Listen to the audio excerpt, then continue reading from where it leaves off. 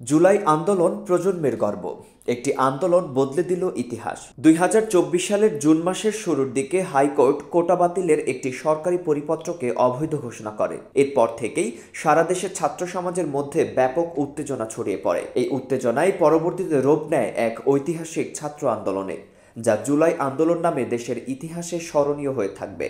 আন্দোলনের সূচনা হয় ১ জুলাই ঢাকা বিশ্ববিদ্যালয়ে আয়োজিত ছাত্র সমাবেশ ও বিক্ষোভের মধ্য দিয়ে। বৈষম্য বিরোধী ছাত্র আন্দোলনের ব্যানারে সেদিন ৩ দিনের কর্মসূচি ঘোষণা করা হয়। এরপর কয়েকদিনের মধ্যেই বাংলা ব্লকেট নামে আন্দোলনের ডাক দেশ জুড়ে ছড়িয়ে পড়ে। ২ থেকে ৬ জুলাই পর্যন্ত চলা এই কর্মসূচিতে শিক্ষার্থীরা ক্লাস পরীক্ষা বর্জন করে রাস্তায় নেমে আসে।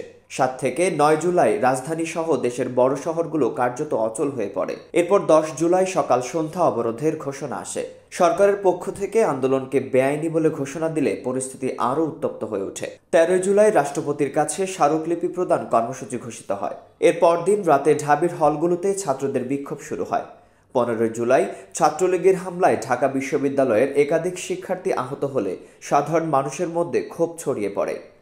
১৬ জুলাই রংপুরে পুলিশের গুলিতে আবু সাইদ নামে এক শিক্ষার্থীর মৃত্যুর পর আন্দোলন সহিংস রূপ নেয়।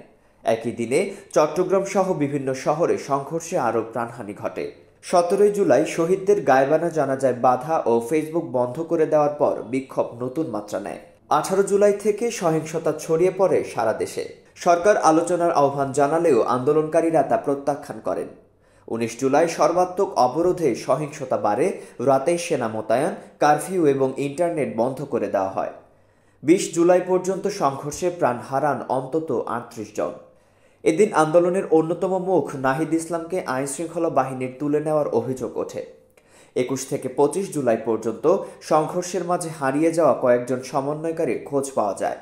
২৫ জুলাই বিটিভির সামনে শেখ হাসিনার কান্না ও সরকার পক্ষের নাটকীয় কার্যক্রম নিয়ে আন্দোলনের নতুন মোড় আসে। ২৮ জুলাই ৬ আন্দোলনকারী ভিডিও বার্তায় কর্মসূচি প্রত্যাহারের ঘোষণা দিলে ছাত্র সমাজ তা প্রত্যাখ্যান করে মার্চ ফর জাস্টিস নামের নতুন কর্মসূচি গ্রহণ করে।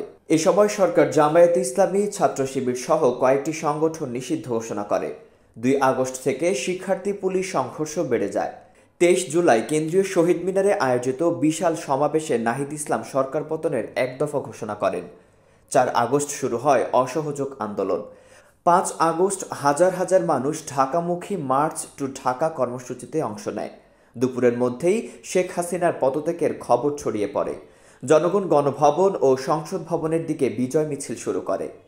দীর্ঘদিনের কর্তৃত্ববাদী শাসনের অবসান ঘটে। এভাবেই জুলাই আন্দোলন রূপ নেয় এক ইতিহাস গড়া ছাত্র গণজাগরণে, যা বাংলাদেশের রাজনৈতিক মানচিত্রে নতুন অধ্যায় রচনা করে।